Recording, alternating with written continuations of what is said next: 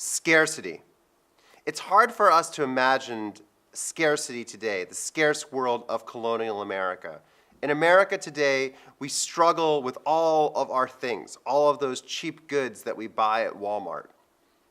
But this was not the case in the 18th century. It certainly wasn't the case in the 1600s. Consider the Salem witch trials. Now today when we think of magic, we think of flying, blowing up amazing Harry Potter all over the world. We think about what it is, world domination. But in traditional English magic, the main concern was finding lost objects, finding a lost spoon, finding a lost bowl, because probably your family shared one plate. This kind of scarcity is hard to consider today, but that is the world, a world where magic is used not to control the world, but to find an errant spork. Scarcity. This world of scarcity began to recede in the 1740s. Sometime between then and the late 18th century, shiny buckles, fancy cloth, and other kinds of knickknacks, what later became known as the baubles of Britain, began to flood into the American household. In 1770, the New York governor wrote that, quote, "More than 11/12 are clothed in British manufacturers." Something changed. Americans began to clothe themselves not as colonists, but as British, wearing and using the same exact cloth that people did in London. The scarcity of goods was equal to the scarcity of cash. In colonial America, very few exchanges were actually settled with money.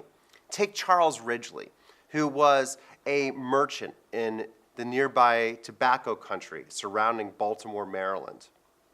Only 10% of his accounts were settled with cash. For the most part, he was paid in tobacco. So forms of debt made possible this new kind of exchange.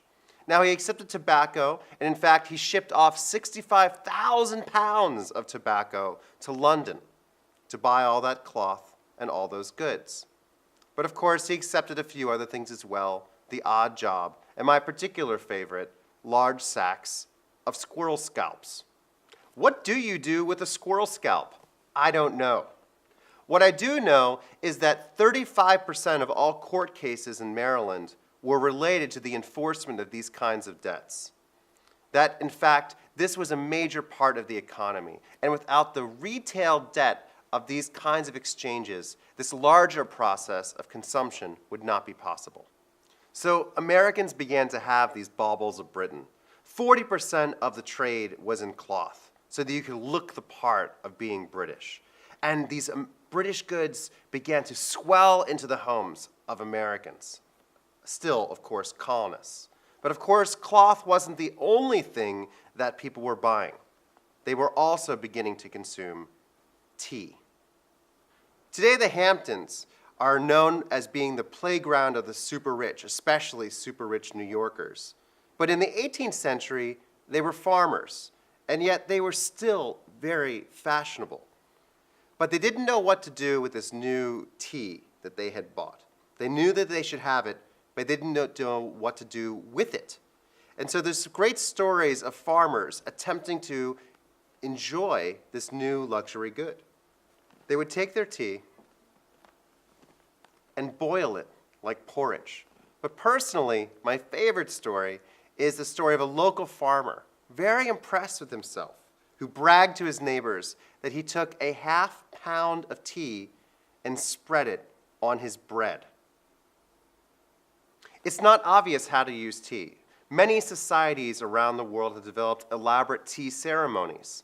In fact, this is part of what people began to learn how to do in the 18th century. Learn how to consume these new kinds of goods, to make use of them.